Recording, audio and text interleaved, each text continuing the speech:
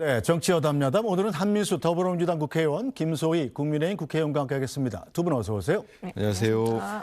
네, 국민의힘에서는 한동훈 전 대표 제명에 따른 후폭풍이 거세게 일고 있습니다.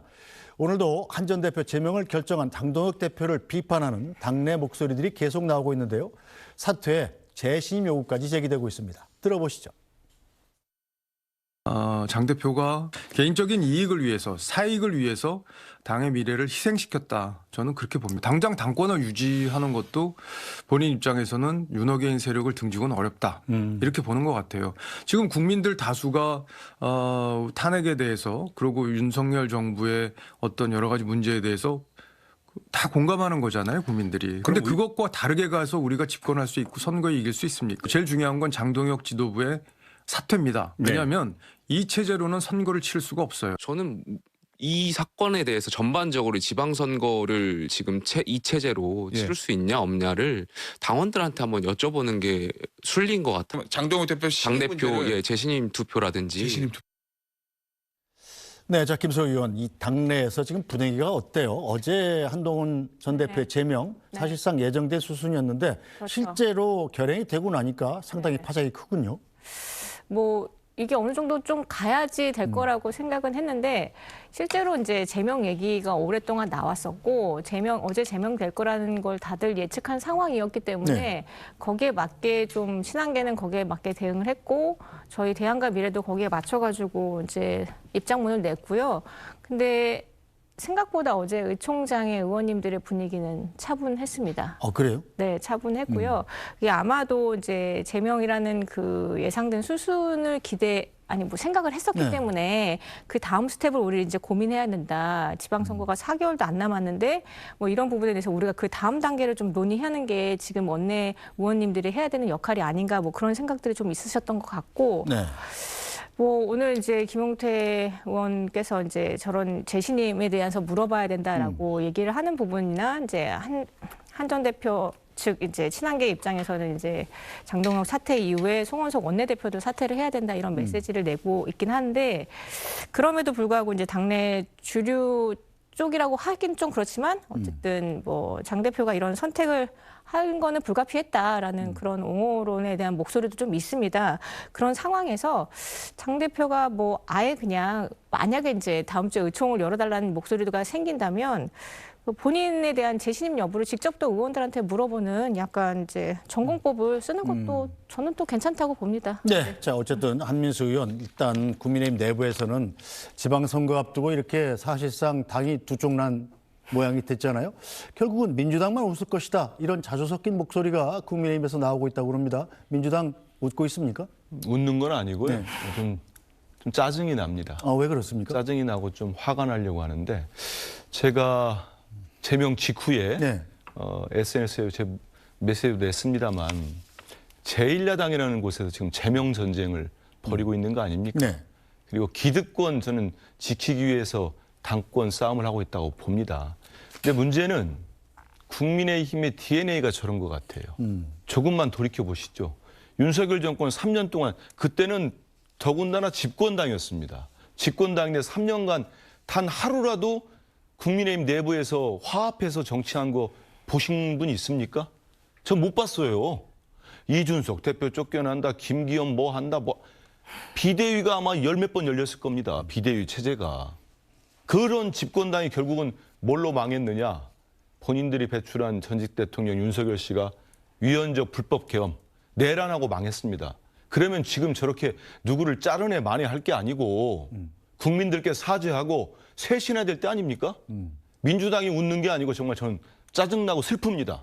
저게 지금 국민의힘 제1야당의 모습이에요. 이게 알겠습니다. 제1야당도 좀 잘해야 여야 모두가 또 경쟁하는 겁니다. 알겠습니다. 자, 그런데 비교적 온건한 입장이었던 오세훈 서울시장마저 장동혁 대표를 상당히 강하게 비판하고 나섰습니다. 오세훈 서울시장 어제 SNS에 글을 올려서 장동혁 대표가 기어이 당을 자멸의 길로 몰아넣었습니다. 오늘의 이 결정은 결국 당대표 개인과 홍위병 세력을 위한 사당화로밖에 볼 수 없습니다. 자, 이렇게 올렸는데, 자, 김소희 의원, 네. 이 당대표 개인, 이 장동혁 대표는 그럼 어떤 것을 위한 것이고 또 홍위병 세력이라는 건 누구를 지칭하는 건가요? 그 장 대표를 만든 강성 지지층을 언급하신 것 같은데 이게 또 시점이 묘해가지고 그 친한계 의원들 16명이 이제 지도부 사퇴한 다음에 오세훈 시장의 메시지가 또 사퇴 여론이 나와서 네. 혹시 뭐 한동훈계로 되는 거 아니냐 뭐 이런 오해를 불러일으킬 수도 있는데요. 네.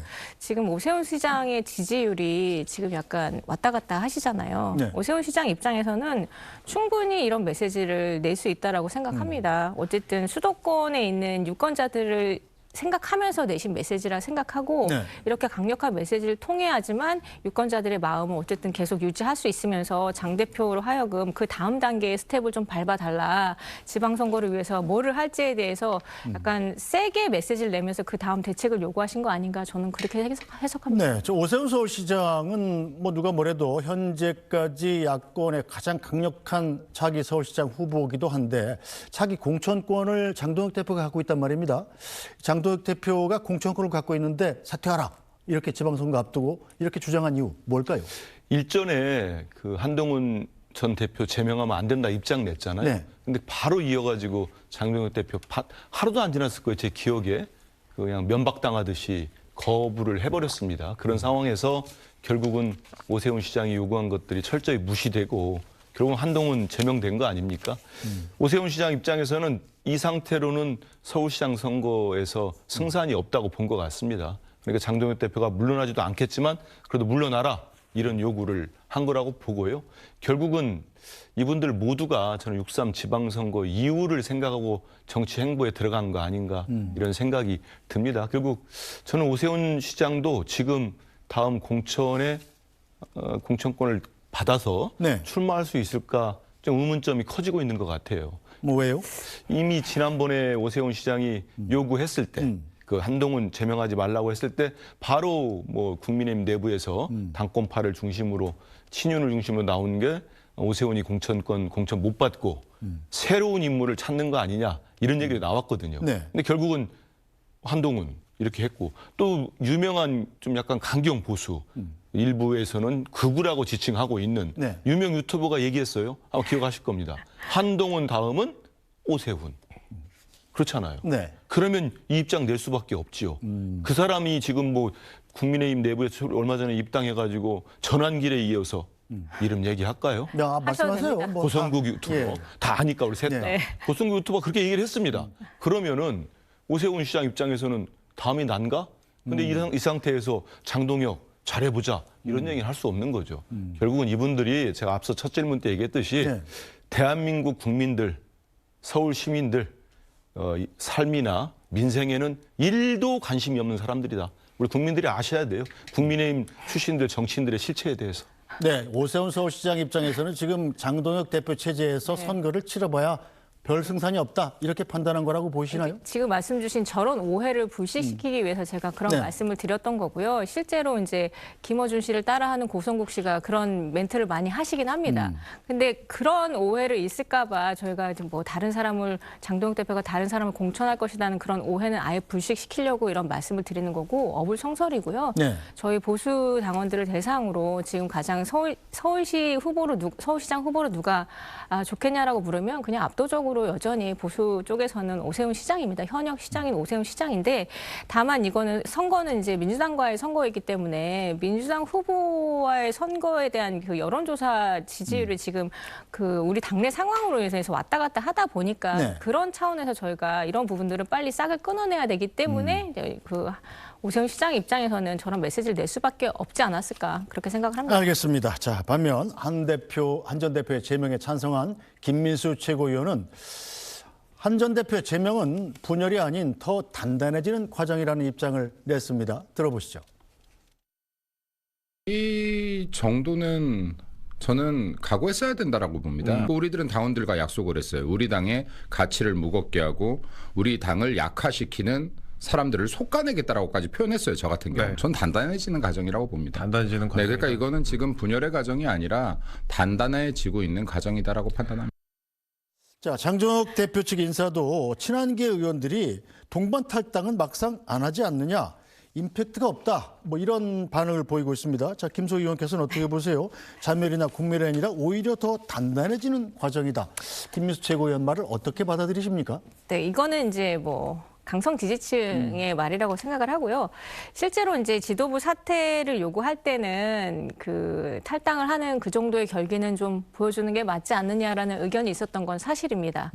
그래서 저희 대안과 미래에서는 당장 지금 비대위 체제에 대한 대안도 없으면서 이런 요구를 하는 거는 맞지 않다라고 해서 네. 그 굉장히 이 제명에 대한 강한 유감만 표시했고 한 전 대표도 우리 진짜 보수를 위해서 뭔가 희생과 헌신을 하셔라라는 그런 메시지를 동시에 내기도 했는데요. 네. 저런 메시지들에 대한 우려 때문에 지금 당내에서 이제 당 지도부 차원에서 약간 이런 목소리가 있으니까 괜찮은 거 아니야?라고 이렇게 할까봐 오해를 할까봐 그런 부분들을 불식시키기 위해서 저희가 대안과 미래에서도 그 다음 대책, 후속 대책들을 지금 계속 내려고 하고요.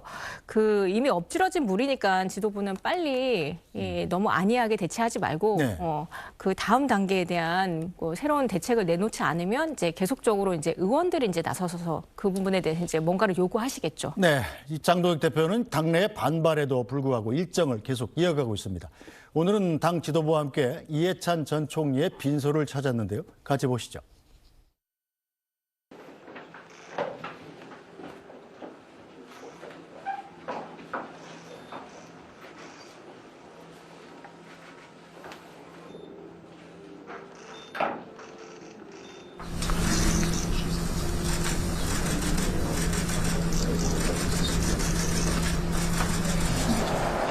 옛날에 보니까 이틀에 이틀 치고 지금 병원에서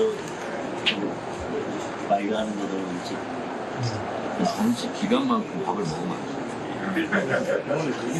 통원치료 받아가지고 나오니까 돌리고 있거든요. 네, 자 한민수 의원, 한 전 대표에 대해서는 어제 오늘 아무 말도 하지 않았는데 자 당권파에서 일단 이번 주말만 넘기면 이 장 대표의 계획이 보일 것이다 이런 얘기를 하고 있어요. 어떤 계획일 거라고 예상하십니까? 아마 이제 빠르게 그 공천 일정이랄지 네. 이걸 없는 일정도 만들 겁니다. 왜냐하면 시선을 돌려야죠. 장동혁 대표나 그 대표 주변 사람들은 빠르게 속도감 있게 함으로써 한동훈 전 대표를 지우는데 속도를 더 낼 겁니다. 근데 그게 지금 보면은 6.3 지방선거까지 넉 달이 좀 더 남았어요. 네. 결국은 당권파 이른바 장동혁 대표는 속도전으로 한동훈이 못 움직이게 하겠다. 이런 작전으로 나설 텐데 결국은 한동훈 전 대표가 어떤 이벤트를 만들어내느냐.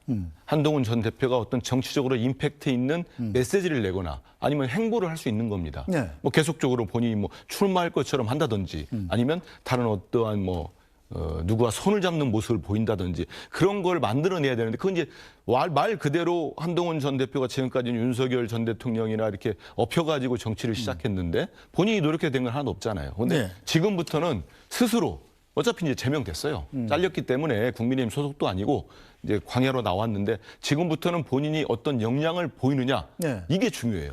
그런데 제가 한동훈 전 대표에 대해서 좀 고민을 한번 해봤어요. 도대체 왜 한동훈이라는 인물은 이런 일들이 계속 이어질까? 한동훈 전 대표가 묘한 재주가 있는 것 같아요. 어떤 재주요?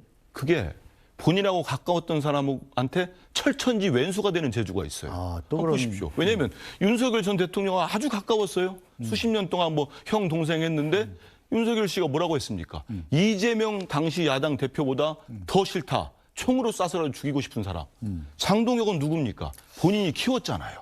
바로 키워가지고 수석 최고까지 만들었는데 불과 몇 달 사이에 같은 하늘을 이고는 살 수 없는 한동훈. 그 제명까지 시켜버립니다. 정치권에서 이 사이가 좋다가 나빠지는 일은 뭐 병가지 그래도 상사 저렇게까지 아니겠습니까? 나빠지지는 않아요, 보통 사람이. 네, 어쨌든, 그래도 좋은 예. 척이라도 하는데 예. 저건 저 사람을 제거하지 않으면 내가 살 수가 없다. 예. 이 정도예요. 그래서 저는 한동훈 대표의 이런 묘한 재주가 앞으로 어떻게 쓰일지 아니면 또 한동훈 전 대표가 이제는 정말 제대로 된 그 뭐 역량을 보일지 저도 관심입니다. 네, 어쨌든 한동훈 전 대표에 대한 평가는 이 한민수 의원의 개인 견해로 제가 받아들이겠습니다. 제가 고민을 좀 해봤습니다. 네, 알겠습니다. 자, 김수 의원님, 일단 장동혁 대표는 다음 주 수요일에 네. 이 대표 교섭단체 대표연설이 국회에서 있어요. 네, 거기서 네. 뭔가 자기의 정견을 밝힐 것 같고 네. 또 당명 변경 같은 굵직한 당내 이슈들이 있지 않습니까? 네, 있습니다. 이대로 해서 한 대표 제명 논란을 가라앉힌다 네. 이런 이 계획인 것 같죠? 그 계획은 당연히 있으셔야 되고요. 저희가 생각하는 우려되는 지점, 이제 고성국 씨 같은 부분에 대해서는 의원들 대부분이 지금 우려를 하고 계시고, 지금 장 대표가 강성 지지층의 그 등을 지고 이제 어쨌든 이 자리까지 오셨는데. 그 부분에 대해서 이제 그쪽이 요구했던 몇 가지 사항들이 있잖아요. 그 윤 전 대통령 면회하시고 그 강성 지지층 사람들 인재 등용하고 한 대표 제명하고. 그러니까 저는 여기까지는 이제 할 거 다 하신 것 같습니다. 네. 이제 그쪽에서 청구하는 영수증 처리 다 했었으면 이제는 진짜 우리 당을 위해서 노선을 바꾸시는 모습을 좀 보여주시길 진심으로 기대하고 있고 네. 이런 것들이 그 교섭단체 연설 그 메시지에 좀 담겼으면 좋겠고 그리고 그 다음으로 이제 초반에 이제 세웠던 몇 가지 전략들이 있었는데 그때 이제 청년 인재들을 적극적으로 공천하겠다 이런 네. 메시지를 내셨거든요. 그런 부분을 저는 인사를 어떻게 하는지에 대한 그런 메시지로 이게 달라졌다라는 걸 좀 보여주실 수 있을 것 같다 그렇게 생각이 되고 네. 또 한 가지 그리고 지금 그 박민영이라든지 장혜찬이라든지 좀 당의 해당행위 같은 메시지를 하는 그런 당직자분들을 좀 제거해주는 그런 바람들이 동시에 좀 있습니다. 그런 과정들이 있다면 그 원내에서도 좀 지지를 얻으면서 좀 노선의 변화를 좀 기대해 볼 수 있지 않을까 그렇게 기대해 봅니다. 네. 자, 그런데 이 이른바 윤 어게인 세력과의 단절도 당내의 큰 숙제 아니겠습니까? 맞습니다. 비교적 중도 확산성이 네. 있다고 평가받는 한동훈 전 대표를 일단 제거해 버린 거잖아요. 네. 이대로 지방선거를 치를 경우에 뭐 개혁신당도 지금 사실은 연대 가능성에 대해서는 시큰둥한 모습이거든요. 어떻게 해야 된다고 보십니까? 개혁신당 입장에서는 이제 장 대표와 한 전 대표와의 그 싸움에 끼어들고 싶지 않았던 것 같고요. 그 쌍특검 관련된 부분에 대해서는 공조를 계속 하겠다라는 입장입니다. 어쨌든 이거는 지방선거에는 도움이 된다라고 생각이 되고 네. 저희는 통일교나 신천지 관련된 부분 그리고 공천 헌금 관련된 부분들은 국민들이 이 부분에 대해서 정치인에 대해서 되게 안 좋게 생각하는 지점이기 때문에 이 부분은 꼭 같이 건드려야 된다라고 생각을 하고 있고 네. 일단 그 한 대표 제명에 관련된 사항이 일단락 됐으니까 그 다음 단계의 개혁신당과의 같이 쌍특검 공조를 하고 그 다음 단계 지방선거 어떻게 연대할지는 그거는 충분히 가능성이 열려 있다고 생각합니다. 네, 자 갤럽이 오늘 발표한 여론조사 내용 잠깐 짚어보겠습니다. 자 민주당과 국민의힘 지지율이 소폭 상승했습니다. 자 국민의힘 지지도에는 장도혁 대표의 단식에 영향이 있었던 걸로 짐작이 되는데 한 전 대표의 제명은 조사 기간 마지막 날 이루어져서 반영이 제한됐을 수가 있습니다. 자세히 보면 민주당 지지도는 1%포인트가 올라서 44%를 기록했고요. 자, 국민의힘 지지도는 3%포인트가 올라서 25%로 올랐었습니다. 반면에 조국혁신당 지지도는 1%포인트 떨어져서 2%, 진보당 1%, 개혁신당 2%를 기록했습니다. 자, 한국갤럽의 자체 여론조사고 조사 기간은 지난 화요일부터 목요일까지인데 표본 오차는 플러스 마이너스 3.1%포인트, 응답률은 11.6%였는데 자세한 내용은 중앙선거여론조사심의원회 홈페이지를 참조하시면 됩니다.